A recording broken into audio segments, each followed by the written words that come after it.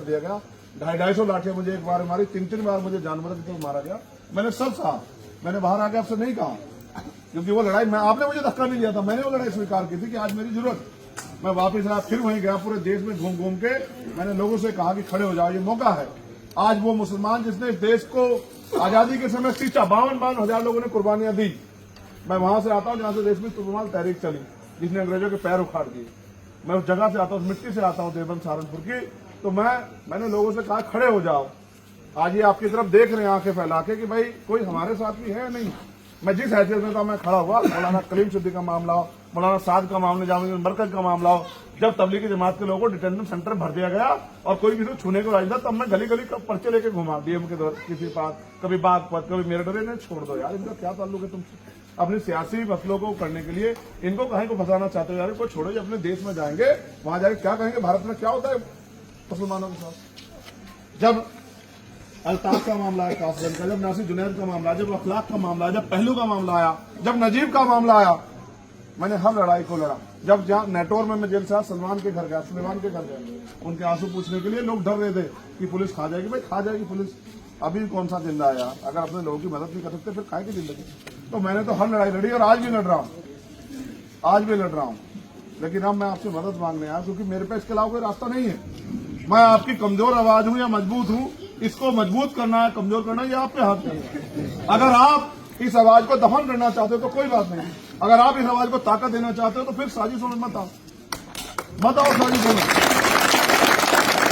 साजिशों में। एक मौका चंद्रशेखर को दो।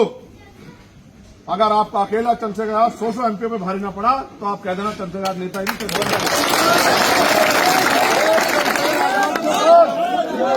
चंद्रशेखर आज के बाद अगर आपको उत्तर प्रदेश में, देश में किसी दूसरे नेता की जरूरत पड़ गई किसी भी मसले में, तो मेरा गिरवान आके पकड़ लेना, वरना फिर हिम्मत दिखाओ, डरो मत, घबराओ मत, फिर किसी के चक्कर में मत आओ, किसी बातों में फिर सहारा दो। गाड़ी चल पड़ी है, आप जानते हो, पता करा के देख लो। चुनाव जीतने के समीकरणों की जरूरत है नहीं है। आप बताओ, आप कहीं जाके पता कर लो। आपने 100 फोन करोगे ना अपने फोन से, तो 90 लोग पलट के कहेंगे कि हमारे यहाँ चंद्रशेखर आजाद को दे रहे हैं सब लोग वोट। आप पता करा के देख लो, कहीं पता करा के देख लो, मेरी बात अगर करा तो जब सब लोग मुझे वोट दे रहे तो फिर अपनी वोट किसी झंडे के चक्कर में क्यों खराब कर रहे हो भाई? सोचा किसी साजिशों का शिकार होकर मैं एक वोट से पीछे रह भी गया तो फिर क्या करोगे? फिर 5 साल तक इंतजार करोगे? मैंने सबकी मदद की, सबसे कहा कि यार मैं तुम्हारी मदद करूंगा, मेरी मदद करा दो। मैं 100 इसलिए लड़ रहा हूं क्योंकि कल मेरे लोगों पर जुल्म होता है, कोई बोलता है नहीं, मेरे लोगों को जेल में ठूसा जाता है, उनको लाठें मार जाए, करंट लगाया जाता है, उनको उनके घरों बुलडोजर चलता है, कोई बोलता है यार मैं भी चलूंगा, अपने लोगों की आवाज बनाऊंगा, उठाऊंगा। तो मुझे रोकने के लिए इतने षड्यंत्र कर रहे हो। मैं सुबह इसलिए लेट हुआ, मैं आपके प्रोग्राम में टाइम से आता और उससे करता हूं माइक से प्रोग्राम, लेकिन सुबह सुरक्षा वाले वो सिक्योरिटी एजेंसी हमारे यहाँ आई, तो मैंने उनसे पूछा कि भाई बताओ। मैंने कहा ऐसा अचानक क्या हुआ? भाई लाइट बंद करो, मेरी आंखों में लगी। मैंने पूछा ऐसा क्या हुआ अचानक से कि भाई मेरी सुरक्षा बढ़ानी पड़ेगी? भाई मेरे ऐसा हो ना गलत में संदेश चला जाए तो मेरा नुकसान हो जाए, चुनावी नुकसान। मैं इतनी मेहनत कर रहा हूँ, 1.5 साल हो गए मुझे धक्के खाते हुए, गोली खाते हुए मेहनत कर रहा हूँ।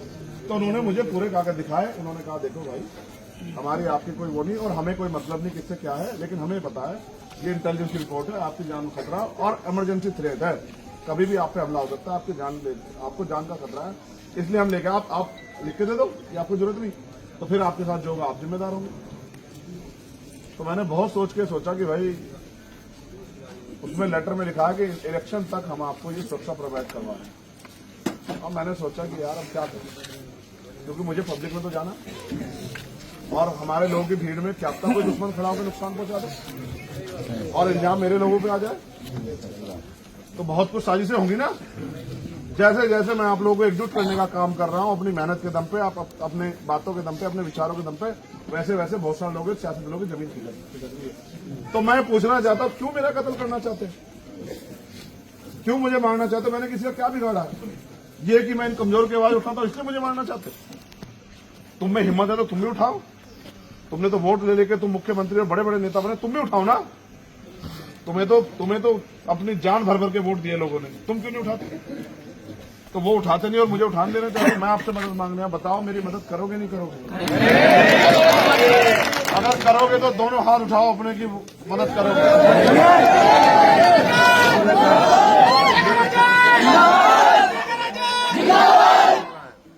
सुबह मेरे घर पे कुछ लोग आए, उन्होंने मुझसे कहा कि साहब 1 लाख वोट से जीत रहे। मैंने कहा तुम्हें किसी दुश्मन ने गुमराह कर दिया।